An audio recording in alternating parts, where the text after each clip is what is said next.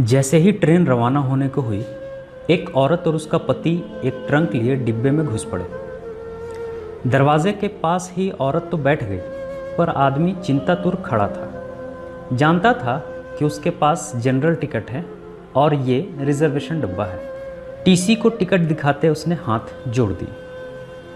ये general ticket है, अगले स्टेशन पर जनरल डब्बे में चले जाना, वरना 800 रुपये की रसीद बनेगी। इतना कहकर टीसी आगे चला गया। पति पत्नी दोनों बेटी को पहला बच्चा होने पर उसे देखने जा रहे थे। सेठ ने बड़ी मुश्किल से 2 दिन की छुट्टी और 700 रुपये एडवांस में दिए थे। बीवी और लोहे की पेटी के साथ जनरल बोगी में बहुत कोशिश की, मगर घुस नहीं पाए थे।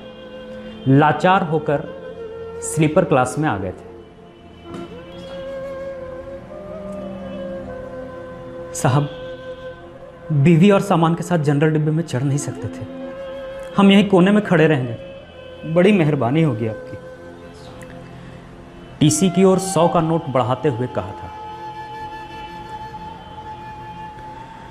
100 में कुछ नहीं होता, 800 निकालो वरना उतर जाओ। 800 तो गुड्डो की डिलीवरी में भी नहीं लगे साहब, नाती को देखने जा रहे हैं। गरीब लोग हैं, जाने दो ना साहब। तो फिर ऐसा करो, 400 निकालो, एक की रसीद बना देता हूं, दोनों बैठे रहो। ये लो साहब, रसीद रहने दो, 200 रुपये बढ़ाते हुए आदमी ने कहा।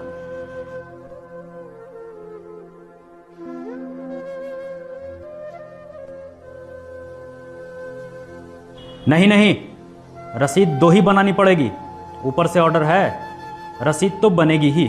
चलो जल्दी से 400 निकालो, वरना स्टेशन आ रहा है, उतरकर जनरल बोगी में चले जाओ। इस बार कुछ डांटते हुए टीसी बोला था।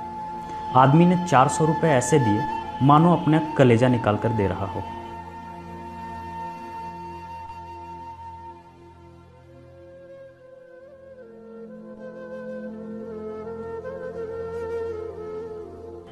दोनों पति पत्नी उदास रुआं से ऐसे बैठे थे मानो नाती के पैदा होने पर नहीं, उसके शोक में जा रहे हों।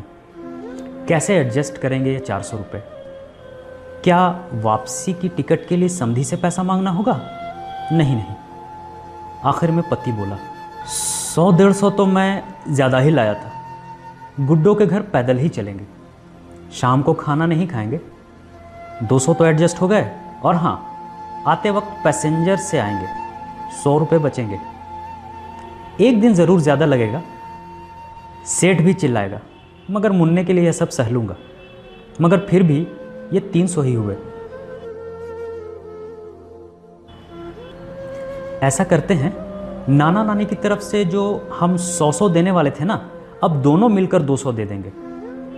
हम अलग थोड़े ही हैं, हो गए ना 400 एडजस्ट, पत्नी ने कहा।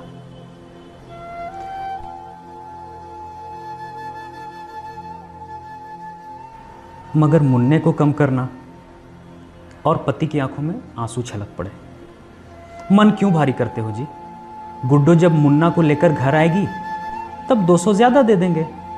कहते हुए पत्नी की आंख भी छलक पड़ी और फिर पोंछते हुए बोली, अगर मुझे कहीं मोदी जी मिले तो कहूंगी, इतने पैसों की बुलेट ट्रेन चलाने के बजाय इतने पैसों से हर ट्रेन में 4-4 जनरल बोगी लगा दो, जिससे ना तो हम जैसों को टिकट होते हुए भी जलील होना पड़े और ना ही हमारे मुन्ने को 100 रुपये कम हो। इतना कहकर उसकी आंख भी छलक पड़ी। अरे पगली, हम गरीब आदमी हैं, हमें वोट देने का तो अधिकार है, पर सलाह देने का नहीं, रो मत। और फिर दोनों पति पत्नी रोने लगे।